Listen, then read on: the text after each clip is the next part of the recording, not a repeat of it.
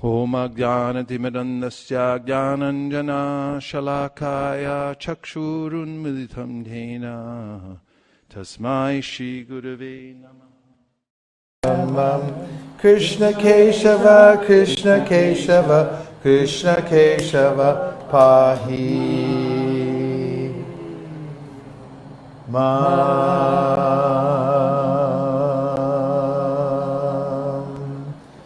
Welcome back to Govardhana Hill, the first day of Kartik. We're taking up the reading of the Krishna book by His Divine Grace A.C. Bhaktivedanta Swami Prabhupada. We're up to chapter 9, Mother Yashoda binds Lord Krishna. Wait a second. Once upon a time, seeing that her maidservant was engaged in different household duties, Mother Yashoda personally took charge of churning butter. And when she churned butter, she sang the childhood pastimes of Krishna and enjoyed thinking of her son. All the energy's moving there, it's okay? They're getting the room together and stuff? Okay. The end of her sari was tightly wrapped while she churned, and on account of her intense love for her son, milk automatically dripped from her breast, which moved as she labored very hard, churning with two hands. The bangles and bracelets on her hands tinkled as they touched each other, and her earrings and breasts shook. There were drops of perspiration on her face, and the flower garland which was on her head scattered here and there. Before this picturesque sight, Lord Krishna appeared as a child. He felt hungry, and to increase his mother's love, he wanted her to stop churning. He indicated that her first business was to let him suck her breast, and then she could churn butter later. Mother Yashoda took her son on her lap and pushed the nipple of her breast into his mouth. And while Krishna was sucking the milk and smiling, she was enjoying the beauty of her child's face. Suddenly the milk, which was on the stove, began to boil over. Just to stop the milk from spilling, Mother Yashoda at once put Krishna aside and went to the stove. Left in that state by his mother, Krishna became very angry, and his lips and eyes became red in rage. He bit his lips with his teeth, and taking up a piece of stone, he immediately broke the butter pot. He took butter out of it, and with false tears in his eyes, he began to eat the butter in a secluded place.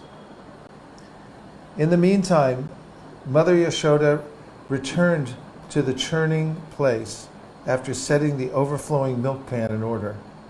She saw the broken pot in which the churning yogurt had been kept. Since she could not find her boy, she concluded that the broken pot was his work. She smiled as she thought, "The child is very clever. After breaking the pot, he has left this place, fearing punishment." After she sought all over, she found her son sitting on a big wooden grinding mortar, which was kept upside down. He was taking butter from a pot which was hanging from the ceiling on a swing, and he was feeding it to the monkeys. She saw Krishna looking this way and that way in fear of her because he was conscious of his naughty behavior. After seeing her son so engaged, she very silently approached him from behind. Krishna, however, saw her coming toward him with a stick in her hand, and he immediately got down from the grinding mortar and began to flee in fear. Mother Yashoda chased him to all corners, trying to capture the Supreme Personality of Godhead, who was never approached even by the expert meditations of great yogis. In other words, the Supreme Personality of Godhead, Krishna, who was never caught by the yogis and speculators, was playing just like a little child for such a great devotee as Mother Yashoda. Mother Yashoda, however, could not easily catch the fast-running child because of her thin waist and heavy body. Still, she tried to follow him as fast as possible. Her hair loosened, and the flowers in her hair fell to the ground. Although she was tired, she somehow reached her naughty child and captured him. When he was caught, Krishna was almost on the point of crying. He smeared his hands over his eyes, which were anointed with black eye cosmetics. The child saw his mother's face while she stood over him, and his eyes became restless from fear. Mother Yashoda could understand that Krishna was unnecessarily afraid, and for his benefit she wanted to allay his fears. Being the topmost well-wisher of her child, Mother Yashoda thought, if the child is too fearful of me, I don't know what will happen to him. Mother Yashoda then threw away her stick. In order to punish him, she thought to bind his hands with some ropes. She did not know the power of her child, or that it was actually impossible for her to bind the Supreme Personality of Godhead. Mother Yashoda was thinking that Krishna was her tiny child. She did not know that the child had no limitation. There is no inside or outside of him, nor beginning or end. He is unlimited and all-pervading. Indeed, he is himself the whole cosmic manifestation. Still, Mother Yashoda was thinking of Krishna as her child. Although he is beyond the reach of all senses, she endeavored to bind him to a wooden grinding mortar. But when she tried to bind him, she found that the rope she was using was too short by 2 inches. So she gathered more ropes from the house and added to it, but still she found the same shortage. In this way she collected all the ropes available at home, but when the final knot was added, she saw that the rope was still 2 inches too short. Mother Yashoda was smiling, but she was astonished. How is this happening? In attempting to bind her son, she became tired. She was perspiring, and the garland on her head fell down. Then Lord Krishna appreciated the hard labor of his mother, and being compassionate upon her, he agreed to be bound up by the ropes. Krishna, playing as a human child in the house of Mother Yashoda, was performing his own selected pastimes. Otherwise, no one can control the Supreme Personality of Godhead. As the pure devotee surrenders himself unto the lotus feet of the Lord, who may either protect or vanquish the devotee forgets his subordinate position. Similarly, the Lord also feels transcendental pleasure by submitting himself to the protection of the devotee. This was exemplified by Krishna's surrender unto his mother, Yashoda. Krishna is the supreme bestower of all kinds of liberation to his devotees, but the benediction which was bestowed upon Mother Yashoda was never experienced even by Lord Brahma or Lord Shiva or the Goddess of Fortune. The Supreme Personality of Godhead, who is known as the son of Yashoda and Nanda Maharaj, is never so completely known to the yogis and speculators, but he is easily available to his devotees, nor is he appreciated as the supreme reservoir of all pleasure by the yogis and speculators.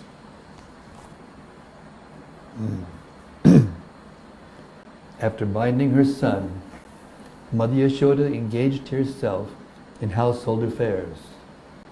At that time, bound up to the wooden mortar, Krishna could see a pair of trees before him, which were known as Arjuna trees. The great reservoir of pleasure, Lord Sri Krishna, thus thought to himself, Mother Yashoda first of all left without feeding me sufficient milk, and therefore I broke the pot of yogurt and distributed the stock butter in charity to the monkeys. Now she has bound me up to a wooden mortar, so I shall do something more mischievous than before. And thus he thought of pulling down the 2 very tall Arjuna trees. There is a history behind the pair of Arjuna trees.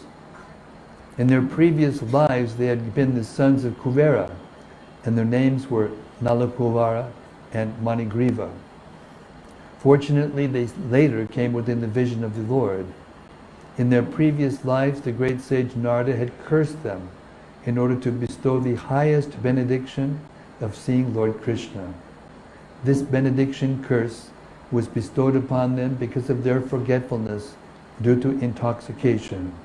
This story will be narrated in the next chapter. Oh God. Don't get old. It's a mistake. Of course, I don't know if we can do a bit of that. I hope it still works. Hari, Hari, Hari, Hari. Thus ends the Bhaktivedanta purport of the 9th chapter of Krishna. Mother Yashoda finds Lord Krishna.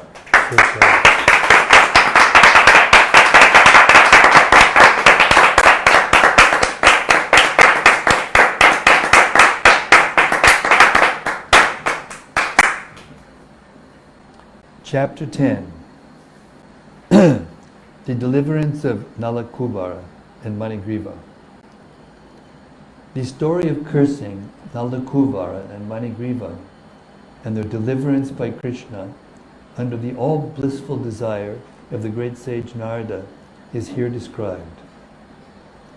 The two great demigods Nalakuvara and Manigriva were sons of the treasurer of the demigods Kuvera, who was a great devotee of Lord Shiva. By the grace of Lord Shiva, Kuvera's material opulences had no limit. As a rich man's son often become addicted, as a rich man's sons often become addicted to wine and women, so these two sons of Kuvera were also addicted to wine and sex. Once these two demigods, in desiring to enjoy, entered the garden of Lord Shiva in the province of Kailas, on the bank of the Mandakini Ganges. There they drank much and engaged in hearing the sweet singing of the beautiful women who accompanied them in that garden of fragrant flowers. In an intoxicated condition, the two demigods entered the water of the Ganges, which was filled with lotus flowers, and there they began to enjoy the company of the young girls, exactly as a male elephant enjoys female elephants within the water. While they were thus enjoying themselves in the water, all of a sudden, Narada, the great sage, happened to pass that way. He could understand that the demigods Nalakuvara and Manigriva were too much intoxicated and could not even see that he was passing. The young girls, however, were not so much intoxicated as the demigods, and they at once became ashamed at being naked before the great sage Narada and covered themselves with all haste. The two demigod sons of Kuvera were so much intoxicated that they could not appreciate the presence of the sage Narada and therefore did not cover their bodies. On seeing the two demigods so degraded by intoxication, Narada desired their welfare, and therefore he exhibited his causeless mercy upon them by cursing them. Because the great sage was compassionate upon them, he wanted to finish their false enjoyment of intoxication and association with young girls, and wanted them to see Krishna, Lord Krishna, face to face. He conceived of cursing them as follows. He said that the attraction for material enjoyment is due to an increase in emotive passion. A person in the material world, when favored by the material opulence of riches, generally becomes addicted to three things: intoxication, sex, and gambling. Materially opulent men, being puffed up with the accumulation of wealth, also become so merciless that they indulge in killing animals by opening slaughterhouses. And they think that they themselves will never die. Such foolish persons, forgetting the laws of nature, become overly infatuated with the body. They forget that the material body, even though very much advanced in civilization, up to the position of demigods, will finally turn into ashes or stool. And while one is living, whatever the external condition of the body may be, within there is only stool, urine, and various kinds of worms. Thus, being engaged in jealousy and violence to other bodies, materialists cannot understand the ultimate goal of life, and without knowledge and without knowing this goal of life, they generally glide down to a hellish condition in their next life. Such foolish persons commit all kinds of sinful activities on account of the temporary body, and they are even unable to consider whether the body actually belongs to them. Generally, it is said that the body belongs to the persons who feed it. One might therefore consider whether the body belongs to one personally or to the master to whom one renders service. The master of slaves claims full right to the bodies of the slaves because the master feeds the slaves. It may also be questioned whether the body belongs to the father, who is the seed-giving master of the body, or to the mother, who develops the child's body in her womb. Foolish persons are engaged in committing all sorts of sins due to the misconception of identifying the material body with the self. But one should be intelligent enough to understand to whom the body belongs. A foolish person indulges in killing animals to maintain the body, but he does not consider whether the body belongs to him or to his father or mother or maternal grandfather. Sometimes a father gives his daughter in charity to a person with the view of getting back the daughter's child as a son. I'll repeat this last part. This is really far. Haribol. Haribol. Sometimes a father gives his daughter in charity to a person with a view of getting back the daughter's child as a son. The body may also belong to a stronger man who forces it to work for him. Sometimes a slave's body is sold to a master, and from that day on the body belongs to the master. And at the end of life, the body belongs to the fire, because the body is given to the fire and burned to ashes. Or the body is thrown into the street or to be eaten by the dogs and vultures. Before committing all kinds of sins to maintain the body, one should understand to whom the body belongs. Ultimately, it is concluded that the body is a product of material nature, and at the end, it merges into material nature. Therefore, the conclusion should be that the body belongs to material nature. One should not wrongly think that the body belongs to him. To maintain a false possession, why should one indulge in killing? Why should one kill innocent animals to maintain the body? When a man is infatuated with the false prestige of opulence, he does not care for any moral instruction, but indulges in wine, women, and animal killing. In such circumstances, a poverty-stricken man is often better situated because a poor man thinks of himself in relation to other bodies.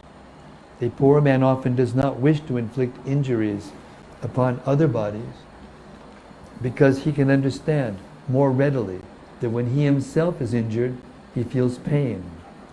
Therefore, the great sage Narada considered that because the demigods Nalakuvara and Manigriva were so infatuated by false prestige, they should be put into a condition of life devoid of opulence.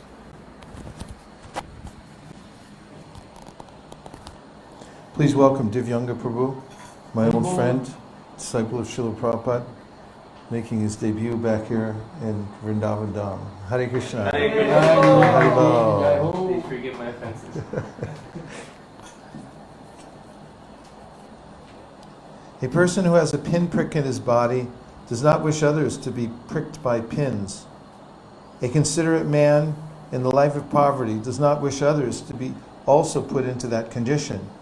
Generally, it is seen that one who has risen from a poverty-stricken life and becomes wealthy creates some charitable institution at the end of his life so that other poverty-stricken men might be benefited. In short, a compassionate, poor man may consider others' pains and pleasures with empathy. A poor man is seldom puffed up with false pride, and he may be freed from all kinds of infatuation. He may remain satisfied by whatever he gets for his maintenance by the grace of the Lord. To remain in the poverty-stricken condition is a kind of austerity. According to Vedic culture, therefore, the Brahmanas, as a matter of routine, keep themselves in a poverty-stricken condition to save themselves from the false prestige of material opulence.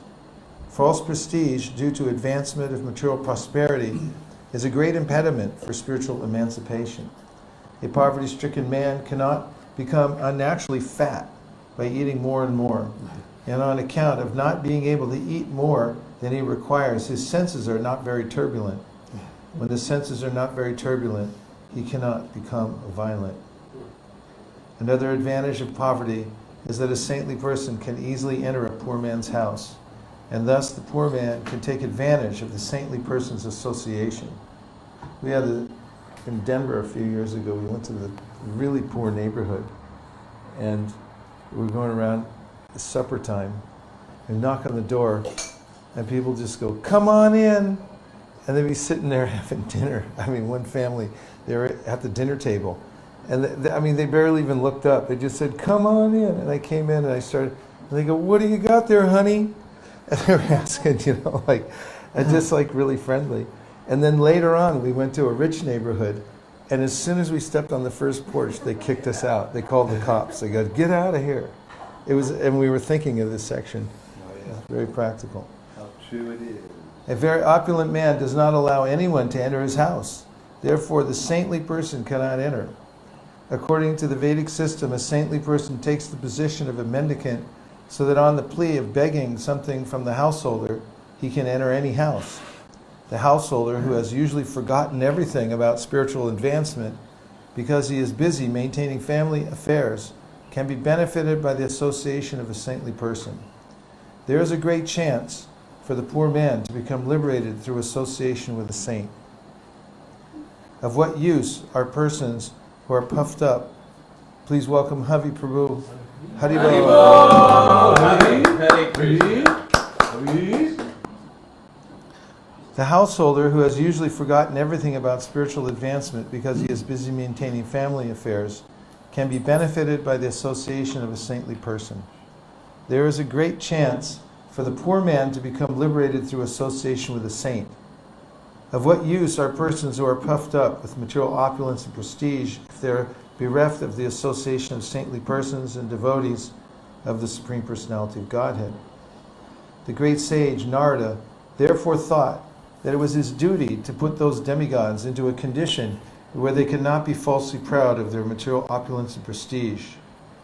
Narada was compassionate and wanted to save them from their fallen life. They were in the mode of darkness, and being therefore unable to control their senses, they were addicted to sex life. It was the duty of a saintly person like Narada to save them from their abominable condition. In animal life, the animal has no sense to understand that he is naked. But Kuvera was the treasurer of the demigods, a very responsible man, and Nalakulavera and Manigriva were two of his sons. And yet they became so animalistic and irresponsible that they could not understand, due to intoxication, that they were naked. To cover the lower part of the body is a principle of human civilization, and when men or women forget this principle, they become no better than animals. Narada therefore thought that the best punishment for them was to make them immovable living entities or trees. Trees are, by nature's laws, immovable. Although trees are covered by the mode of ignorance, they cannot do harm. The great sage Narada thought it fitting that although the brothers would be punished to become trees, by his mercy they would continue to keep their memory and be able to know why they were being punished. After changing the body, a living entity generally forgets his previous life. But in special cases, by the grace of the Lord, as with Nalakuvera and Manigriva, one can remember. Sage Narada therefore contemplated that the two demigods should remain for 100 years in the time of the demigods, in the form of trees, and after that they would be fortunate enough to see the Supreme Personality of Godhead face to face by his causeless mercy. And thus they would be again promoted to the life of the demigods and become great devotees of the Lord. After this, the great sage Narada returned to his abode, known as Narayanashrama, and the two demigods turned into trees, known as twin Arjuna trees. The two demigods were favored by the causeless mercy of Narada and given a chance to grow in Nanda's courtyard and see Lord Krishna face to face. Although child Krishna was bound up to the wooden mortar, he began to proceed toward the twin trees in order to fulfill the prophecy of his great devotee, Narada. Lord Krishna knew that Narada was his great devotee, and that the trees standing before him as twin Arjuna trees were actually the sons of Kuvera. I must now fulfill the words of my great devotee Narada, he thought. Then he proceeded through the passage between the two trees. Although he was able to pass through the passage, the large wooden mortar stuck horizontally between the trees. Taking advantage of this, with great strength, Lord Krishna began to pull the rope which was tied to the mortar. As soon as he pulled, the two trees, with all their branches and limbs, fell down immediately with great sound. Out of the broken, fallen trees came two great personalities, shining like blazing fire. All sides became illuminated and beautiful by their presence. The two purified personalities immediately became before Lord Krishna, before child Krishna, and bowed down to offer their respects and prayers in the following words. Dear Lord Krishna, you are the original personality of Godhead, master of all mystic powers. Learned Brahmanas know very well that this cosmic manifestation is an expansion of your potencies, which are sometimes manifest and sometimes unmanifest. You are the original provider of the life, body and senses of all living entities. You are the eternal God, Lord Vishnu, who is all-pervading, the imperishable controller of everything, and you are eternal time. You are the original source of the cosmic manifestation, which is acting under the spell of the three modes of material nature: goodness, passion, and ignorance. You are living as the supersoul in all the multi-forms of living entities, and you know very well what is going on within their bodies and minds. Therefore, you are the supreme director of all activities of all living entities. But although you are in the midst of everything which is under the spell of the material modes of nature, you are not affected by such contaminated qualities. No one under the jurisdiction of the material modes can understand your transcendental qualities, which existed before the creation. Therefore, you are called the Supreme Transcendence. Let us offer our respectful obeisances unto the lotus feet of you, Lord Vasudeva, the Supreme Brahman, who are always glorified by your personal, internal potencies. In this material world, you make yourself known only by your different incarnations. Although you assume different types of bodies, these bodies are not part of the material creation. They are always full of the transcendental potencies of unlimited opulence, strength, beauty, fame, wisdom, and renunciation. In the material existence, there is a difference between the body and the owner of the body.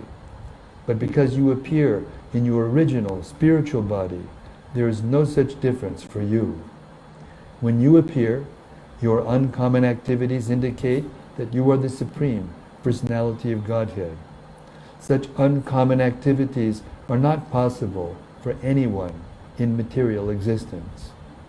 You, the Supreme Personality of Godhead, cause the birth and death, as well as the liberation of the living entities, and you are full with all your plenary expansions. You can bestow on everything, you can bestow on everyone all kinds of benedictions. O Lord, O source of all auspiciousness and goodness, we offer our respectful obeisances unto you. You are the all-pervading, Supreme Personality of Godhead, the supreme source of peace, and the Supreme Personality in the dynasty of King Yadu. Our Lord, O Lord, our Father, known as Kuvera, the demigod, is your servant. Similarly, the great sage Narada is also your servitor, and only by their grace have we been able to see you personally. We therefore pray that we may always be engaged in your transcendental loving service, by speaking only about your glories and hearing about your transcendental activities. May our hands and other limbs be engaged in your service, and our minds always be concentrated at your lotus feet, and our heads always bowed down before the all-pervading universal form of your Lordship.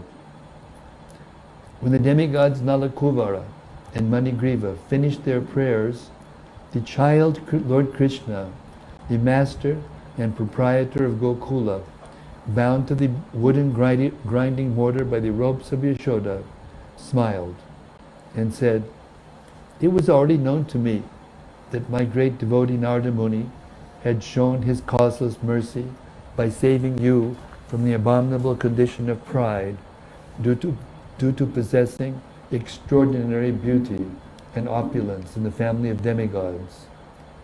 He has saved you from gliding down into the lowest condition of hellish life. All these facts are already known to me. You are very fortunate, because not only were you cursed by him, but you had the opportunity to see him.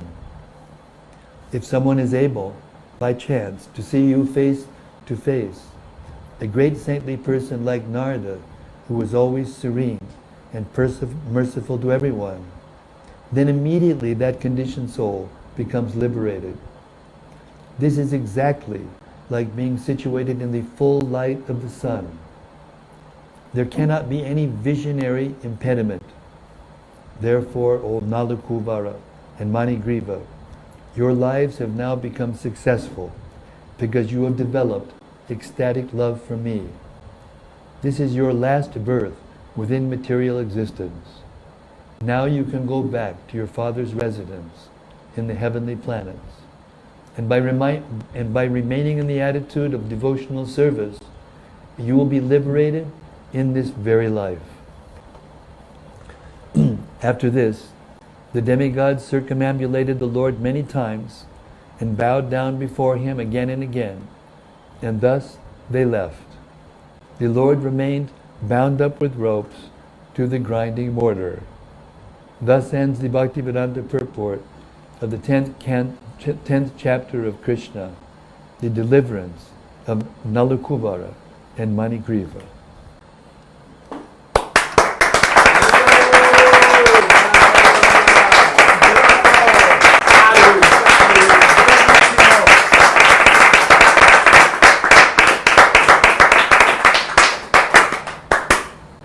Notes from the chapter? I got one. I thought Very interesting that just before Krishna pulled down the trees, he thought, my devotee Narada Muni told me that I have to deliver these two, so I have to do it. So I'm thinking here I am sitting in Govardhana, something completely qualified, and yet because Srila Prabhupada said, if you do this, chant the 16 rounds every day, follow the regular principles, go back home in the lifetime.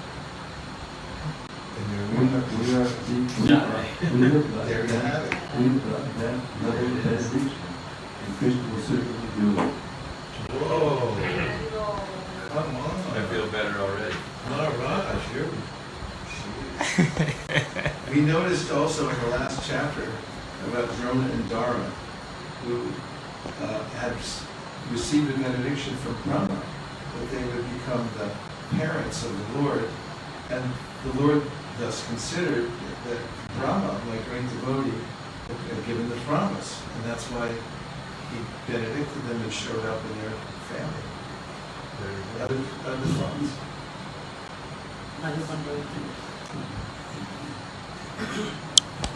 Maharaj, I have one question. Like we say that Krishna has 6 opulences, knowledge is one of them. But when Krishna says that he doesn't know that how Radharani can love him so much and how devotee feels when they do his bhakti. That's why he took the incarnation of Chaitanya Mahaprabhu. So in this he is saying that I do not know this But and he also said that Vedas come from. So this is Right to the chase. He's cutting right to the chase. Go ahead. This is yours.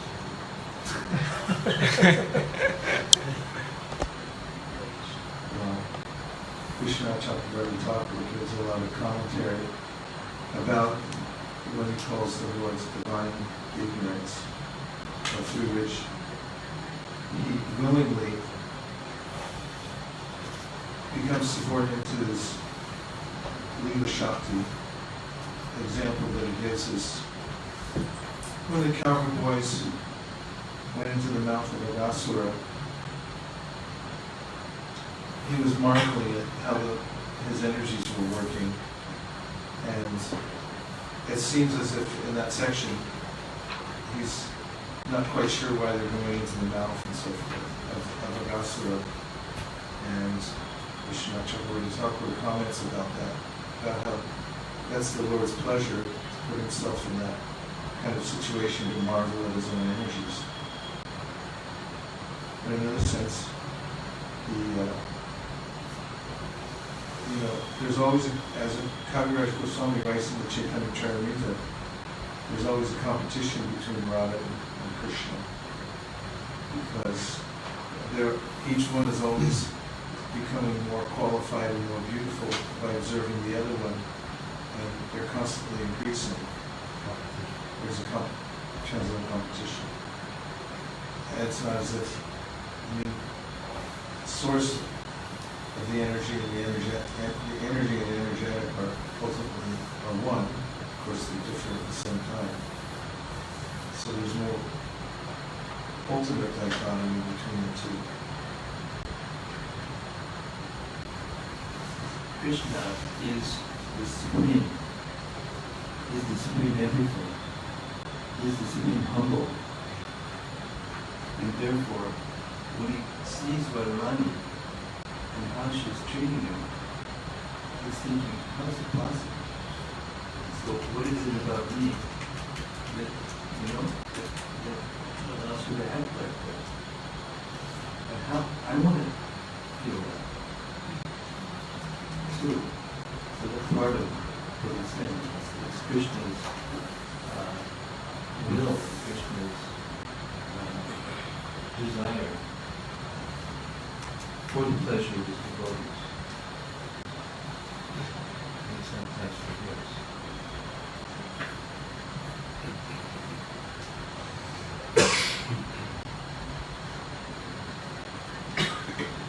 In the Raghvardhana Chandrika by Srila Vishwanath Chakravarti Thakur describe the principles of Krishna's Sarvagyata, omniscience, and mukdata, bewilderment or lack of knowledge, or childlike unawareness of the quality of being charmingly oblivious and captivated.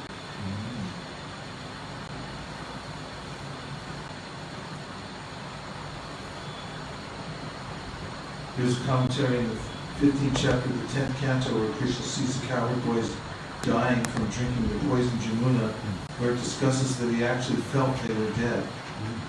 Vishnu Chakravarti Thakur does not mention it. I couldn't find this reference. It reminded me somewhat of Agasura Leela, though, by Vishnu Chakravarti Thakur's commentary. A quote from 10:12:26. In the meantime, while Krishna was considering how to stop them, all the cowherd boys entered the mouth of the demon. The demon, however, did not swallow them, for he was thinking of his own relatives who had been killed by Krishna and was just waiting for Krishna to enter his mouth.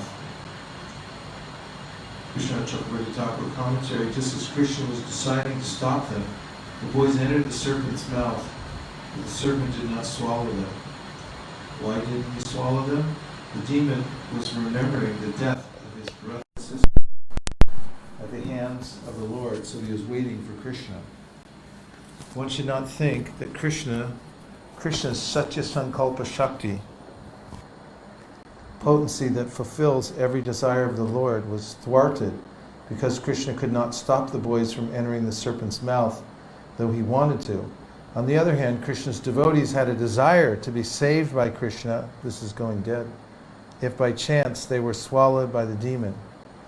or the two desires, of the two desires, the desire of the devotee prevails. Did you catch that?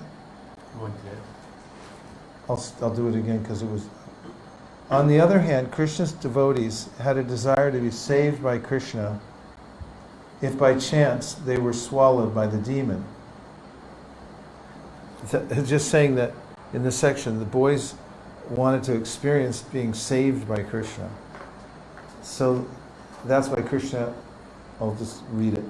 Of the two desires, the desire of the devotee prevails according to the principle that the Lord is controlled by his devotee. This was perfectly arranged by Krishna's ever-watchful Leela Shakti, which harmonizes everything by removing all seeming contradictions. 27.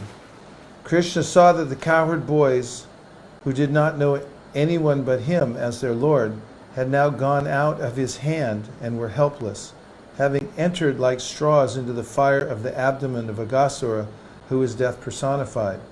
It was intolerable for Krishna to be separated from his friends, the cowherd boys. Therefore, as if seeing that this had been arranged by his internal potency, Krishna was momentarily struck with wonder and unsure of what to do. Commentary: seeing that the boys were helplessly beyond his control, like jewels slipping from one's hand, and that they were entering like straws into the fire of the snake's stomach, Krishna became filled with compassion. Grinaya Ardita. Krishna was astonished at the actions of his Leela Shakti, or of time, in making the cowherd boys enter the serpent's mouth. What was the cause of Krishna's astonishment? The Lord thought, it is not possible for these cowherd boys to have prarabdha karma. Besides, the supersoul does not give them the tendency for karma, because the supersoul is my expansion and does not do anything unfavorable to me. Therefore, the Leela Shakti has made this seemingly unfavorable arrangement with a desire to put me, who abound in prema, in a compassionate mood on seeing this unfortunate situation. It astonishes me how she controls me, the very form of all rasas and the king of all leelas. Though Krishna's sorrow due to separation from his friends remained, it's somewhat reduced with the rise of astonishment.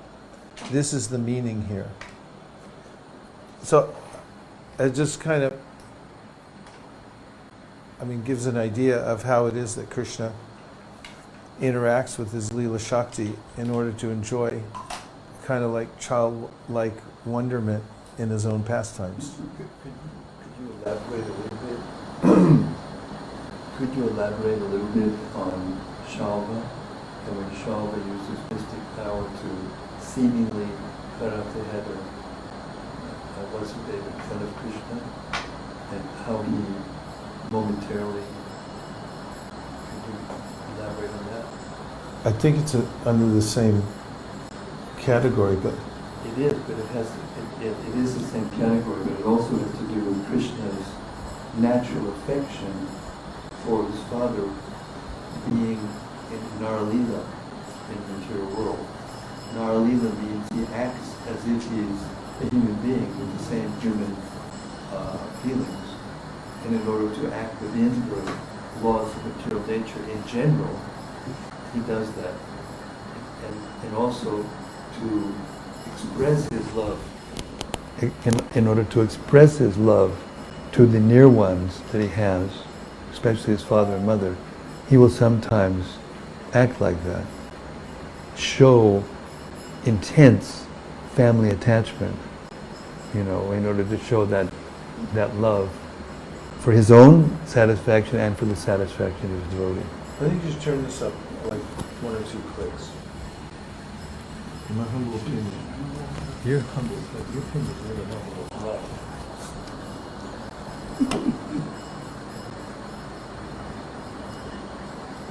Anything else?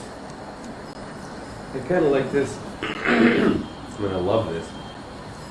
Now you can go back to your Father's residence in the heavenly planets and remain in the attitude of devotional service. And you will be liberated in this very life. And we can apply that because we have so many things we're involved in the mature world. I know I do.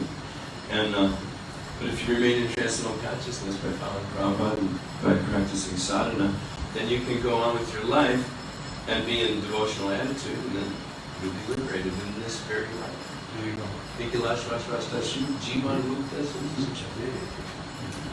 Makes you feel like you're doing everything. Just thought also from where they came and what they got, just because of this causeless mercy, blessing. And it's seemingly out of anger that they did this. Whatever they did and how they ended up being liberated and seeing Krishna. So that's the power of association, very unfortunate.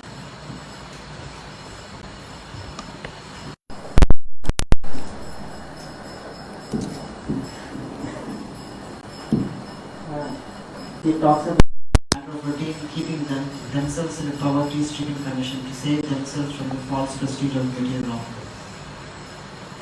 It says better to be poverty-stricken than to be material offering.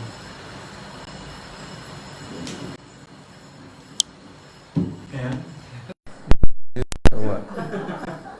I was listening to Prabhupada this morning when I was getting ready for Mangalartik, and he was saying that no matter what situation you're in the material world, there's no satisfaction. He said, so man has $1 million, but he's thinking, I'm suffering because I don't have $10 million, because he knows somebody else has $10 million and he only has $1 million, therefore he's suffering. And that there's no end to that. And therefore it's like, I mean, even some people who have a lot of wealth are kind of in poverty consciousness anyway. But you just like the point, is that what you're saying? And also, what is recommended, how to take that point? Well, one thing Krishna says in the Gita is, yadrichya labasantushto. Be satisfied with gain that comes of its own accord. And Narada says it too, tasyaiva heta prayateta kovido na labhyate yad brahmatam upariyada. Talabhyate dukkha varanyata sukham kalena sarvatra gavira ramhasa. That just understand that there's going to be gain that comes of its own accord, just as there's loss that comes of its own accord. So don't become so concerned with that and become overly attached. And of course, tena tyaktena bunjita. Everyone has a quota that's set aside, obviously, set aside by the Lord. And the other thing Prabhupada was saying this morning is, devotees, if they get more money, he said if Krishna sends more money, then they don't think, let me keep all this. They think, let me see how I can engage it in Krishna's service. Because, oh, I'm sorry, not at all. My occupational duty, interrupting. Hare Krishna. Please forgive my offense. Anyway, Prabhupada said that the test of whether or not wealth is given by Krishna or by Maya is what you do when you're wealthy. In other words, what you do when you're wealthy. In other words, you should consider that if you get wealth and then you use it for excessive sense gratification, then it's sent to you by Maya as a result of your, extreme material desires. But if you get that wealth and you use that wealth in spreading Krishna consciousness in particular, but especially in just doing devotional service, then it's considered to be sent by Krishna and it's spiritual. So it's not that just because one is poor, he's qualified and one's rich is not qualified. It's not an absolute statement like that. Of course, Prabhupada also says, we're getting so much money as we're expanding the Krishna consciousness movement, you shouldn't use, if you use even 1 farthing for your own sense gratification, then you'll become degraded. So that, money can come, and then one could misuse it also. Continuing with killing the demons, Vaisesika and Bakasura. This is chapter 11. When the twin Arjun trees fell to the ground, making a sound like the falling of thunderbolts, all the inhabitants of Gokula, including Nanda Maharaj, immediately came to the spot. They were very much astonished to see how the two great trees had suddenly fallen. Because they could find no reason for their falling down, they were puzzled.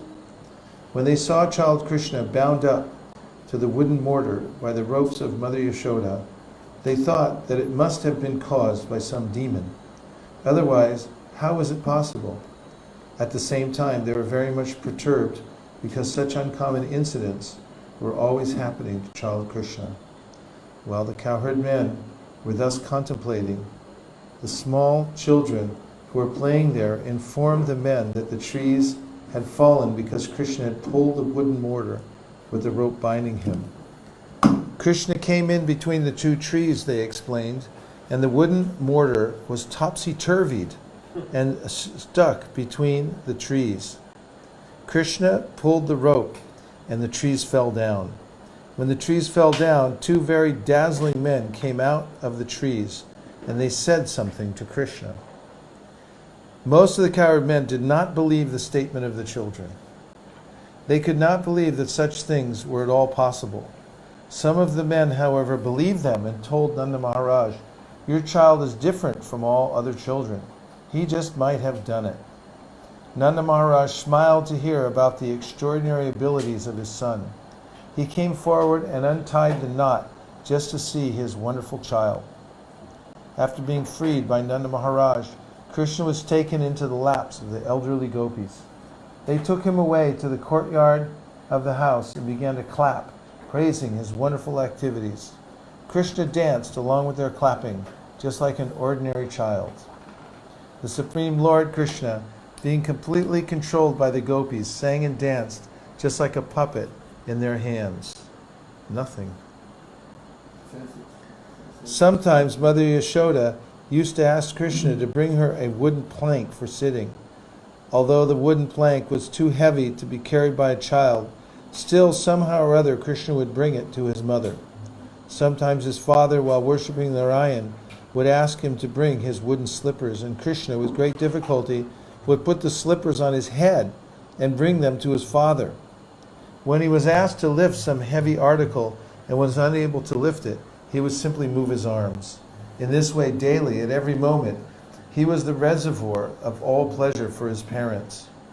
The Lord was exhibiting such childish dealings with the inhabitants of Vrindavan because he wanted to show the great philosophers and sages searching after the Absolute Truth, how the Supreme Absolute Truth, Personality of Godhead, is controlled by and subject to the desires of his pure devotees. One day, a fruit vendor came before the house of Nanda Maharaj. Upon hearing the vendor call, "If anyone wants fruits, please come and take them from me," the child Krishna immediately took some grains in his palms and went to get fruits in exchange. In those days, exchange was by barter. Therefore, Krishna might have seen his parents acquire fruits and other things by bartering grain, and so he imitated. But his palms were very small, and he was not very careful to hold the grains tight, so he was dropping them.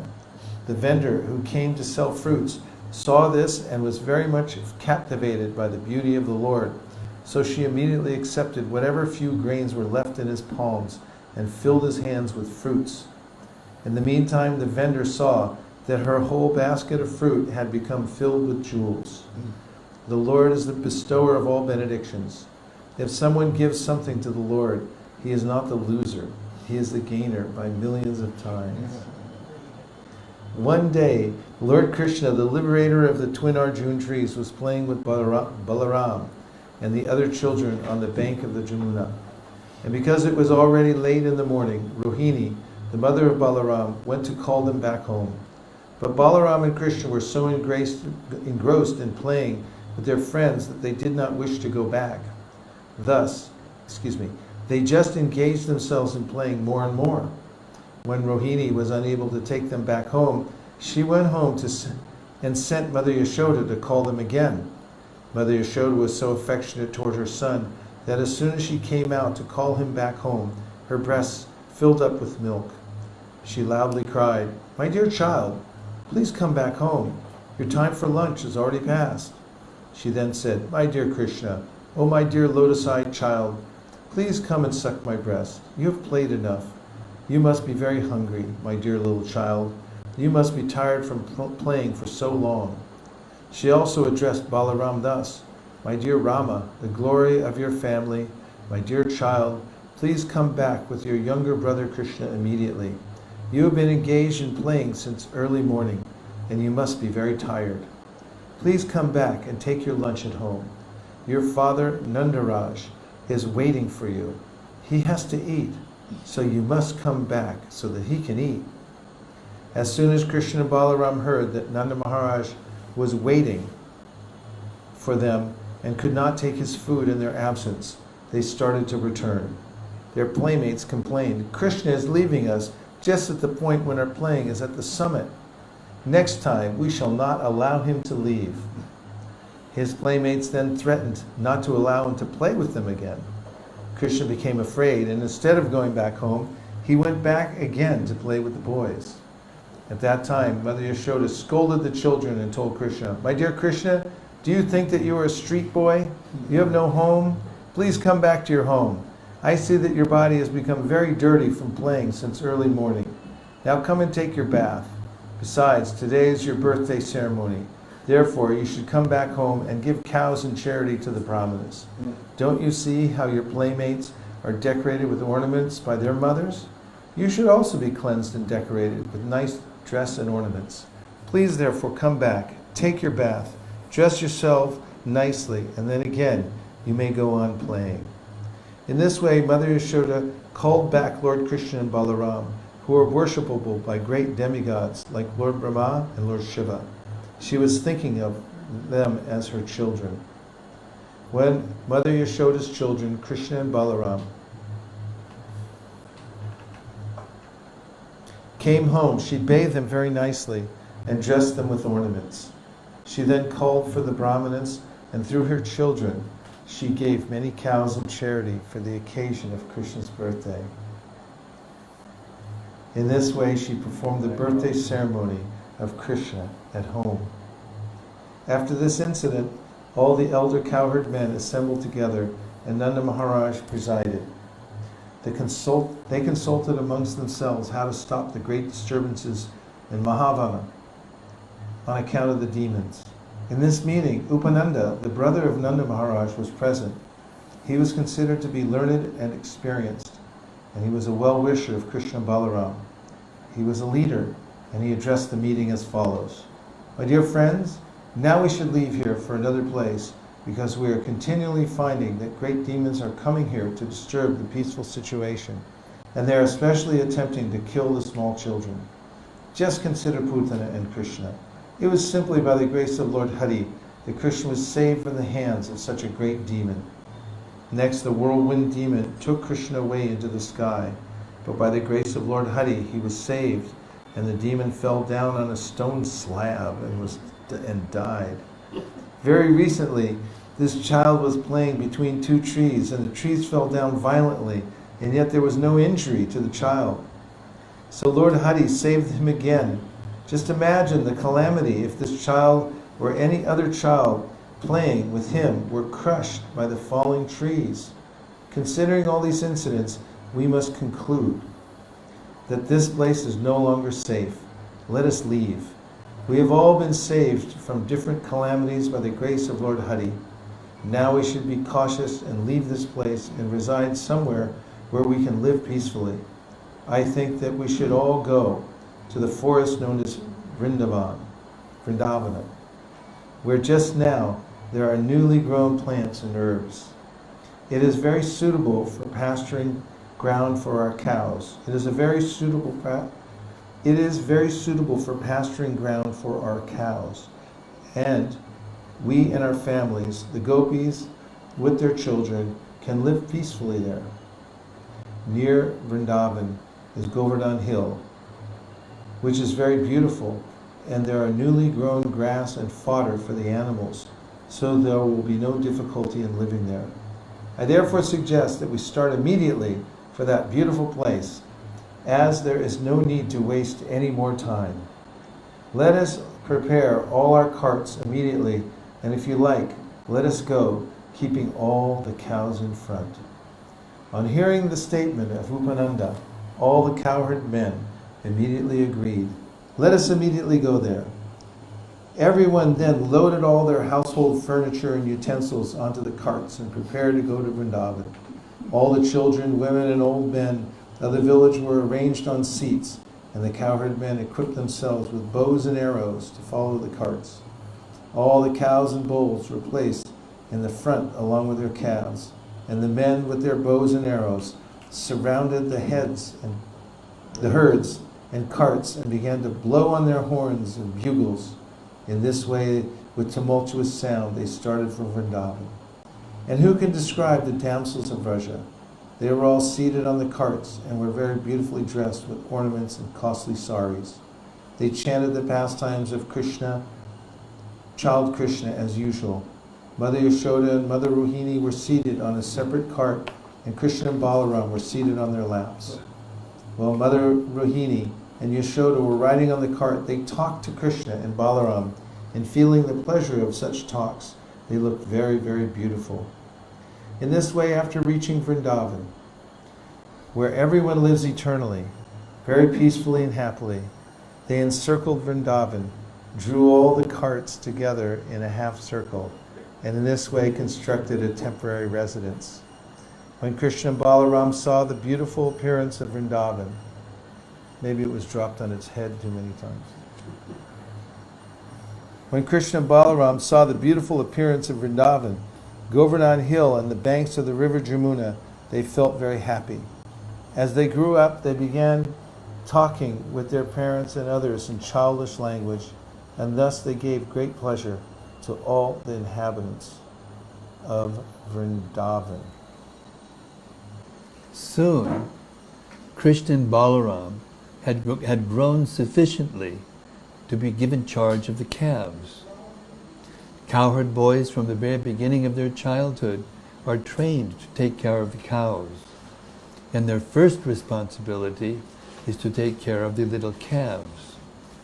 So along with the other little cowherd boys, Krishna and Balaram went into the pasturing ground and took charge of the calves, and there they played with their playmates. While taking charge of the calves, sometimes the two brothers played on their flutes, and sometimes they played with amalaka fruits and bale fruits, just as small children play with balls. Sometimes they danced and made tinkling sounds with their ankle bells. Sometimes they made themselves into bulls and cows by covering themselves with blankets. Thus Krishna and Balaram played.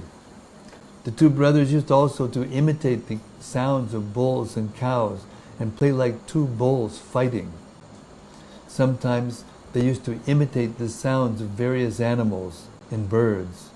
In this way they enjoyed their childhood pastimes, apparently like ordinary, mundane children. Once, when Krishna and Balaram were playing on the bank of the Yamuna, a demon of the name Vaisesika assumed the shape of a calf and came there intending to kill the brothers.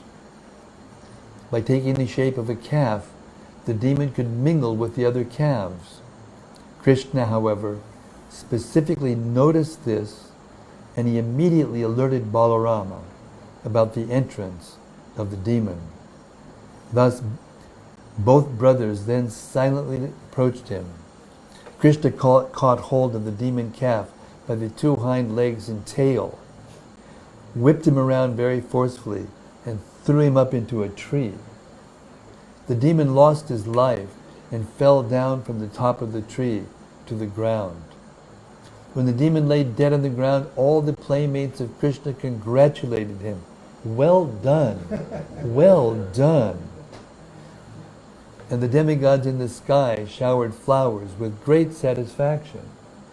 In this way, the maintainers of the entire creation, Krishna and Balarama, used to take care of the calves every day, beginning in the morning, and thus they enjoyed their childhood pastimes as cowherd boys in Vrindavan. One day, all the cowherd boys went to the bank of the river Yamuna to water their calves. When the calves drank water from the Yamuna, the boys also drank. After drinking, when they were sitting on the bank of the river, they saw a huge animal which looked something like a heron and was as big as a hill. Its top was as strong as a thunderbolt. And when they saw that unusual animal, they became afraid of it. The name of this beast was Bakasura, and he was a friend of Kamsa's. He appeared on the scene suddenly and immediately attacked Krishna with his pointed, sharp beaks and quickly swallowed him up. When Krishna was thus swallowed, all the boys headed by Balarama became almost breathless, as if they had died. But when the Bakasura demon was swallowing up Krishna, he felt a burning, fiery sensation in his throat. This was due to the glowing effulgence of Krishna. The demon quickly threw Krishna up and tried to kill him by pinching him with his beak. Bakasura did not know that although Krishna was playing the part of a child of Nanda Maharaj, he was still the original father of Lord Brahma, the creator of the universe.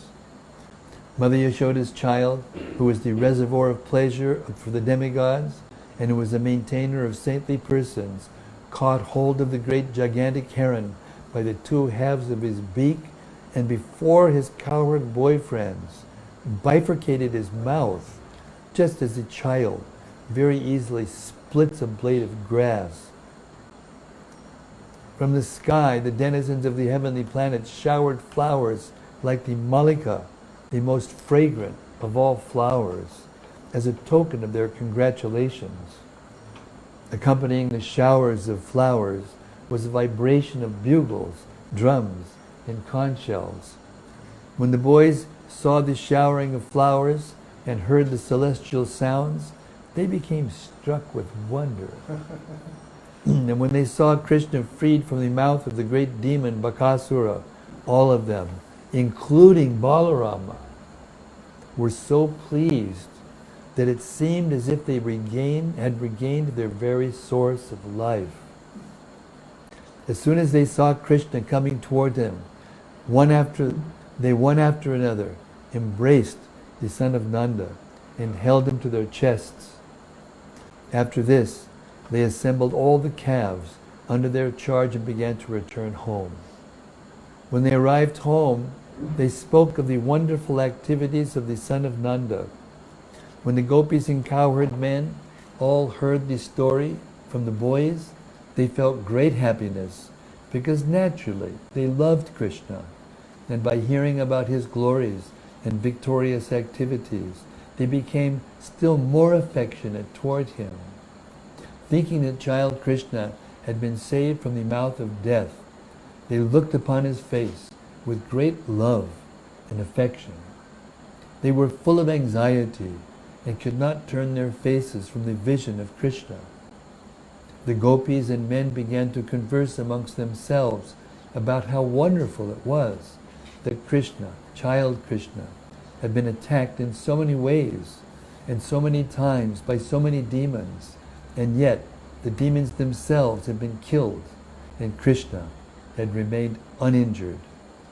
They continued to converse amongst themselves about how so many great demons in such fierce bodies had attacked Krishna to kill him, but by the grace of Hari had not been able to cause even a slight injury.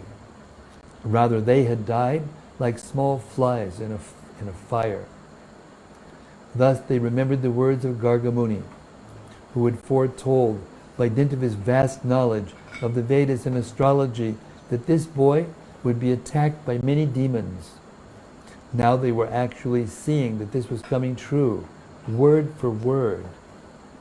All the cowherd men, including Nanda Maharaj, used to talk of the wonderful activities of Lord Krishna and Balarama, and they were always so much absorbed in those talks that they forgot the threefold miseries of this material existence. This is the effect of Krishna consciousness. What was enjoyed 5,000 years ago by Nanda Maharaj can still be enjoyed by Krishna conscious persons simply by talking about the transcendental pastimes of Krishna and his associates. Thus Balaram and Krishna, their childhood pastimes, enjoyed their childhood pastimes, imitating Lord Ramachandra's monkeys, who constructed the bridge over the ocean, and Hanuman, who jumped over the water to Ceylon. They used to imitate such pastimes among their friends, and so happily passed their childhood life. Thus ends the Bhaktivedanta purport of the 11th chapter of Krishna, killing the demons, Vaisesika and Bakasura.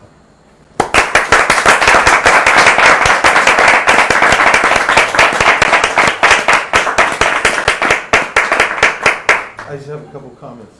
One, in the commentary by Vishwanath Chakravarti Thakur, in the pastime of Bakasura, he says that because Bakasura didn't have a taste for Krishna consciousness, he's overwhelmed by avidya. So when he swallowed Krishna, Krishna tasted hot, and he couldn't stand it, so he vomited him back up again. And he said, in the same way, people who are covered by ignorance, they can't appreciate Krishna Katha or Krishna's holy name. Much like that analogy that Rupa Goswami gives about having jaundice and stuff. But he compares the two. Like, you know, Krishna's sweet in all ways, but he swallowed him, he couldn't stand it. He said he vomited him. So people, until they're actually Krishna conscious, they find Krishna Katha, chanting the holy name, repulsive. And so they miss out. Thus ends tonight's reading of the Krishna book, Krishna, the Supreme Personality of Godhead. We thank everyone for joining us online from various places around the world. On behalf of everyone here at Govardhana Hill, we bid you adieu and look forward to seeing you tomorrow morning, starting up again at 11:30 a.m., 11 o'clock a.m. for the continued reading. Am I right about that? Nachari Armarman, Nachari Armarman, Nachari Armarman, Nachari Armarman, hey, Nachari Armarman, Nachari Armarman, Nachari Armarman, Nachari Armarman.